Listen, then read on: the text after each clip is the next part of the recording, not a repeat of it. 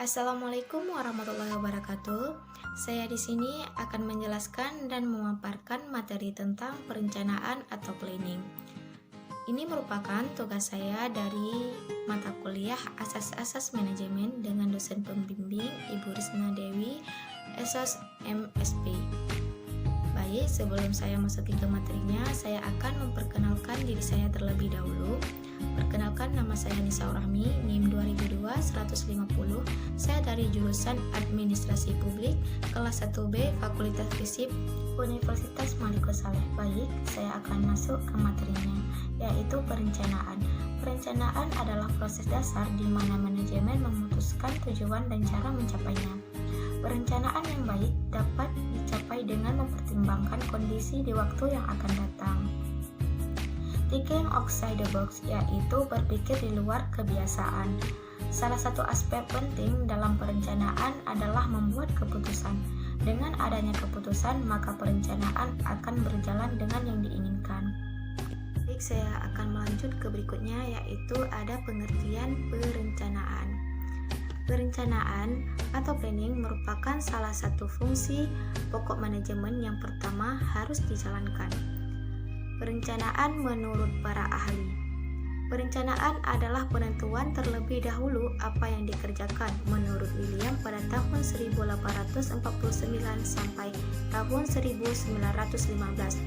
Perencanaan adalah penentuan serangkaian tindakan untuk mencapai hasil yang diinginkan menurut Lewis pada tahun 1910 sampai tahun 1964. Berikutnya ada juga pengertian dari Usman Effendi pada tahun 2014, yaitu perencanaan adalah pemilihan serangkaian kegiatan dan pemutusan selanjutnya, apa yang harus dilakukan, kapan, bagaimana, dan oleh siapa. Oke, selanjutnya ada fungsi perencanaan. Yang pertama yaitu menentukan arah tujuan perusahaan dan target bisnisnya. Yang kedua yaitu menyusun strategi untuk mencapai tujuan yang dikehendaki. Yang ketiga, menentu sumber daya yang dibutuhkan untuk menjalankan strategi tersebut. Yang keempat, menetapkan standar atau benchmark untuk menentukan upaya dalam mencapai tujuan tersebut. Selanjutnya ada tujuan dan rencana. Dalam perencanaan terdapat tujuan dan rencana. Tujuan itu sendiri memiliki definisi, yaitu hasil yang diinginkan. Tujuan juga mempunyai dua jenis, yaitu tujuan yang dinyatakan dan tujuan yang sebenarnya. Sedangkan definisi rencana yaitu dokumen yang memberikan kerangka bagaimana tujuan akan dicapai. Rencana juga mempunyai 4 jenis, yaitu yang pertama, jangkauan, strategi, dan operasional. Yang kedua, kerangka waktu, jangka panjang, dan jangka pendek. Yang ketiga yaitu spesifitas, arahan, dan spesifik. Yang keempat, frekuensi pengguna, sekali pakai, dan siaga.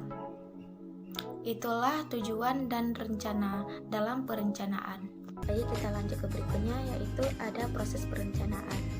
Dalam proses perencanaan, kita harus memperhatikan kemungkinan-kemungkinan karena dalam perencanaan terdapat pengambilan keputusan, di mana perencanaan harus memperhatikan adanya unsur kepastian, ketidakpastian, dan risiko. Berikut ini beberapa langkah yang harus dilalui dalam tingkatan proses perencanaan. Pertama yaitu menetapkan tujuan dan tugas. Bila melaksanakan tugas, pasti ada yang terjadi tujuan kegiatan. Sebaliknya, tujuan tidak akan tercapai bila tidak melakukan aktivitas. Berikut ini tahapannya, yaitu penetapan tujuan, rencana, menetapkan tugas, kegiatan yang harus dilakukan, pencapaian tujuan. Jelas sekali bahwa perencanaan dimulai dengan keputusan-keputusan tentang kebutuhan atau keinginan organisasi. Penetapan tujuan perusahaan merupakan landasan dari pembuatan rencana.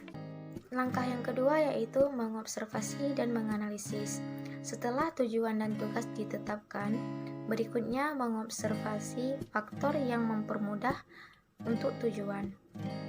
Tahapannya yaitu identifikasi, untuk menentukan kekuatan, kelemahan, kemudahan, dan juga hambatan.